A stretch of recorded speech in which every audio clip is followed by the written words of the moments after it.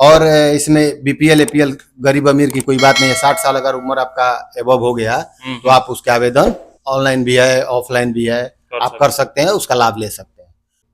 तो इसमें तो राजद का कहना है कि कहीं ना कहीं हम लोगों ने बहुत पहले से आवाज उठाया है, तो इसको लेकर के सरकार दबाव में आकर के ऐसा फैसला लिया है। ना ये तो विपक्ष कहबे करेगा। हाँ, अभी देखा जाए तो एनडीए का पलड़ा भारी है, क्योंकि ऑलरेडी एनडीए सरकार में है।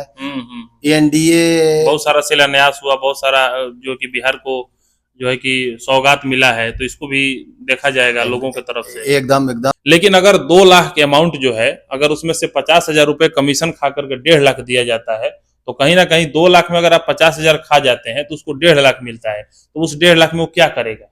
लेकिन उनके राज्य में, उनके शासन, एनडीए के शासन काल में अफसरशाही चरम पे है जी।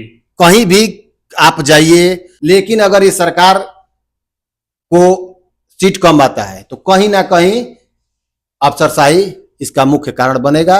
इस पर सरकार को लगाम लगाना चाहिए अफसरशाही पर, ताकि जो भी पब्लिक है उसको न्याय मिल सके और जो भी सरकार की योजनाएं हैं उचित लाभुक के पास पहुंच सके। मतलब कि ये देखा भी जा रहा है, तो आप अगर शिकायत भी करें तो किससे करें? जहां वो शिकायत लेकर के जाएगा वहां भी देना पड़ेगा, तो वो शिकायत भी लेकर जाए तो कहां जाए? तो कहीं ना कहीं सिस्टम लाचार है।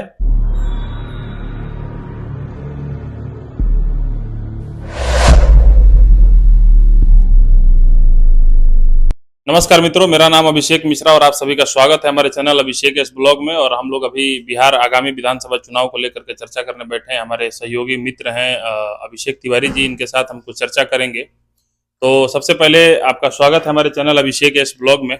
बहुत बहुत धन्यवाद। और आपके चैनल के माध्यम से देखने वाले सभी श्रोताओं को माता रानी की कृपा प्रदान हो, उनके उज्जवल भविष्य की हम कामना करते हैं। बहुत बहुत धन्यवाद कि हमारे व्यूअरों के लिए आपने इतना अच्छी बात कही। और इसी के साथ हम बिहार विधानसभा चुनाव को लेकर के चर्चा में आगे बढ़ते हैं। तो मेरा सवाल ये है कि बहुत ही गर्मी गर्मा और जोशी के साथ चुनाव प्रचार चल रहा है। सभी पार्टियों का अलग अलग दावा है, सभी नेताओं का अलग अलग दावा है। कोई कुछ दावा कर रहा है, कोई कुछ दावा कर रहा है। हालांकि ये हर बार चुनाव में इसी प्रकार से दावा किया जाता है, लेकिन जब इसका अंतिम में परिणाम देखा जाता है तो उस तरह से नहीं आ पाता है परिणाम जिस प्रकार से बिहार का जनता, बिहार के लोग जो है कि उम्मीद करके रखते हैं। तो इस बिहार विधानसभा चुनाव को आप कैसे देखते हैं? देखिए, आपका जो प्रश्न है बहुत ही अच्छा प्रश्न है जी। हर 5 साल के बाद इलेक्शन आता है जी। विधानसभा का इलेक्शन हर 5 साल के बाद होता है। जी। और इस समय बिहार विधानसभा आगामी 2025 का जो चुनाव है वो अपना धीरे धीरे उसकी सरगर्मी धीरे धीरे बढ़ रही है। सभी पार्टियां अपने ताकत लगा रही हैं, जनता के बीच जा रही हैं। जो पार्टी सरकार में है जी, वो अपने काम को बता रही है जनता को कि हमने ये किया, जनता के लिए हमने ये किया।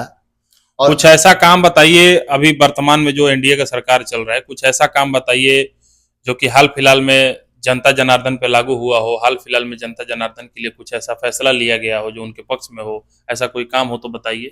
देखिए, जैसे अभी विगत 1-2 महीना पहले आप देखिए जी, तो 2-3 दौरा मोदी जी का बिहार में हो चुका है जी।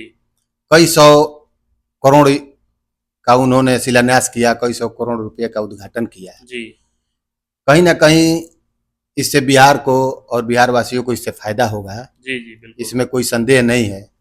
लेकिन प्रश्न ये उठता है, अभी प्रश्न ये उठता है कि आखिर ये जितना भी शिलान्यास और उद्घाटन हो रहा है, खास तौर पर जब इलेक्शन नजदीक रहता है तभी इस तरह का मूवमेंट देखने को मिलता है। दूसरा चीज, अभी नया में जैसे आप बोले कि अभी हाल फिलहाल में तो सामाजिक सुरक्षा पेंशन योजना जी, वृद्धा पेंशन योजना, विधवा पेंशन योजना जी, हर गरीब परिवार को जिस भी व्यक्ति का 60 साल से उम्र ऊपर है, वृद्धा पेंशन, हाँ, उसको वृद्धा पेंशन, चाहे वो बीपीएल में हो चाहे एपीएल में हो, 60 साल आपका उम्र हो गया उस व्यक्ति दिव्यांगत के लिए भी है इसमें। दिव्यांगत के लिए है, लेकिन उसके लिए एज का कोई है नहीं है, हाँ, तो उनका तो मतलब वो दिव्यांग है तो उनको तो शुरू से ही मिलेगा। शुरू से ही दिया जाता है। और इसमें बीपीएल एपीएल गरीब अमीर की कोई बात नहीं है। 60 साल अगर उम्र आपका एबव हो गया तो आप उसके आवेदन ऑनलाइन भी है ऑफलाइन भी है, आप कर सकते हैं, उसका लाभ ले सकते हैं। पिछले कई वर्षों से ये पेंशन पहले 200 मिला करता था, उसके बाद 300 हुआ, फिलहाल 400 मिलता था। अभी मुख्यमंत्री नीतीश कुमार जी ने 1 जुलाई 2025 से बोले हैं कि मतलब हम इसको 400 से बढ़ा करके 1100 पेंशन दिया जाएगा सभी वृद्ध जितना भी वृद्धा पेंशन के लाभार्थी हैं उनको। उसमें कुछ राज्यांश का भी पैसा होता है और कुछ केंद्र का पैसा होता है, दोनों मिक्स होता है, दोनों मिक्स करके। और इससे तो इसमें तो राजद का कहना है कि कहीं ना कहीं हम लोगों ने बहुत पहले से आवाज उठाया है, तो इसको लेकर के सरकार दबाव में आकर के ऐसा फैसला लिया है। ना ये तो विपक्ष कहबे करेगा, विपक्ष। लेकिन हमारा कहना का मतलब क्या है, हम लोग ने कहा है अभी साल 2 साल पहले तो आप सरकार में थे, तो इस बात को आप उसी समय आपको लागू कर देना चाहिए। बिल्कुल उसी समय लागू करना चाहिए। अभी जो आप बोल रहे हैं, हाँ, जिस तरह से जैसे क्या हुआ कि आप नीतीश कुमार जी महागठबंधन में गए और आप उप मुख्यमंत्री बने, नीतीश कुमार जी उप मुख्यमंत्री बने, उसी समय जो है शिक्षक का बहाली हुआ, तो आपका विपक्ष भी बोलता है, चाहे जनता भी आप भी बोलते हैं कि हमने इतने मास्टर का नियुक्ति किया, तो ये बात आप उसी समय आप इसको भी लागू कर सकते थे, ऐसा कुछ नहीं है। वैसे देखा जाए तो प्रशांत किशोर तो अभी ये बोल रहे हैं कि छठ दीपावली में जन स्वराज की सरकार बनेगी और हर वृद्ध व्यक्ति को हम 2000 पेंशन देंगे। ये हमारा प्रयास है कि अभी 600 से 400 से इसको 1100 किया गया। हाँ, तो प्रशांत किशोर जी भी इस चीज को कह रहे हैं कि कहीं ना कहीं हमारा प्रयास जो है वो सफल हुआ कि हमारे दबाव पर सरकार ने इस निर्णय को लिया है और 400 से बढ़ा करके इसको 1200 रुपए पेंशन को लागू किया, 1100 रुपए लागू किया है। तो इसको कैसे देखते हैं? नहीं, वही तो मैं अभी बोला ना, अभी जो सरकार कर रही है उसको तो हर विपक्ष बोलेगा कि अभी जैसे क्या हो, केंद्र सरकार ने जातिगत जनगणना के लिए मंजूरी दी, उसको सभी केंद्र में जो भी विपक्ष में नेता है सब लोग बोल रहे हैं हम लोग ने इसको दबाव दिया था, इसका बेनिफिट जनता को मिल रहा है, इसका हम लोग न्यू डाले थे जिसको मोदी जी को मानना पड़ा, सरकार को मानना पड़ा। ये तो विपक्ष का बोलना ही है। अच्छा, इसमें एक और नया चेहरा है जो कि बीच बीच में आकर के लोगों को डिस्टर्ब करने का काम कर रहा है, लोगों को बेवजह जो है कि टिप्पणी करने का काम कर रहा है। वो चेहरे का नाम है मनीष कश्यप। तो मनीष कश्यप का ऐसा दावा है, मनीष कश्यप कह रहे हैं कि इस बार किसी भी हाल में एनडीए की सरकार नहीं बनेगी। अगर 40 सीट भी अगर आपका आ जाता है, उनका ऐसा दावा है कि एनडीए अगर 40 से 50 सीट भी निकाल देती है तो बहुत बड़ी बात है, एनडीए का सरकार इस बार नहीं बनेगा, ऐसा उनका दावा है। देखिए, किसी व्यक्ति विशेष के दावा करने से कुछ होता नहीं है। मनीष कश्यप हुए चाहे हम हुए, हम और आप, या कोई भी जो क्या बोलते हैं सर्वे कंपनी है, चाहे कोई भी पत्रकार है, चाहे कोई भी टीवी चैनल है, वो सर्वे करता है, तो हम और आप जैसे आम जनता से 1000-2000 जनता के बीच जाता है, सभी जनता का माने मोनोपोली लेता है कि क्या आपका राय है, उसके आधार पर कोई सर्वे करता है। तो मैं तो ये नहीं मानता हूँ कि मनीष कश्यप ने अभी बीजेपी छोड़े उनको, हमको लग रहा है कि 1 हफ्ता 15 दिन हुआ, इतना में वो क्या सर्वे कर लेंगे, किस तरह का स्टेटमेंट दें। रह गया एनडीए 50 सीट के बाद पर सिमटने वाली नहीं है, एनडीए को इतना हल्का में नहीं ले सकते हैं आप। देखिए, आज के डेट में बिहार में मुख्य रूप से 2 ही गठबंधन है, एनडीए महागठबंधन, ठीक है। एनडीए का पलड़ा भारी है क्योंकि ऑलरेडी एनडीए सरकार में है। एनडीए बहुत सारा शिलान्यास हुआ, बहुत सारा जो कि बिहार को जो है कि सौगात मिला है, तो इसको भी देखा जाएगा लोगों की तरफ से। एकदम उसको वही तो बोल रहा हूँ ना, ये पेंशन का जो नीतीश कुमार जी ने 400 से बढ़ाकर 1100 किया, कहीं ना कहीं कुछ % लाभ डायरेक्ट रूप से एनडीए को मिलने जा रहा है, इसमें कोई संदेह नहीं है। अच्छा, इसी सरकार में, एनडीए की सरकार में एक और ऐसा खबर आया है कि कुछ 94 लाख या 92 लाख ऐसे भी कुछ लोग हैं जिनको 2 लाख रुपए का कुछ ऐसा दिया जा रहा है, उनको अपना रोजगार के लिए, उनको अपना काम धंधा करने के लिए, जो कि गरीबी रेखा से बहुत नीचे हैं। तो उसके बारे में आप क्या कह रहे हैं? देखिए, अभी बिहार में 1 साल पहले लमसम लगभग, हमको एक एग्जैक्ट डेट याद नहीं है, जातिगत जनगणना हुआ था।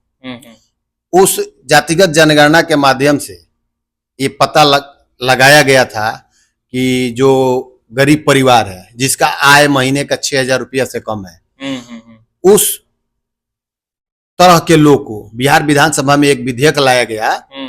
उस विधेयक के थ्रू हर गरीब परिवार को 2 लाख रुपया मुहैया कराएगी सरकार, उनको लघु उद्योग करने के लिए। इसके लिए राज्य स्तर पर राज्य अनुश्रवण समिति का भी गठन किया गया है जी।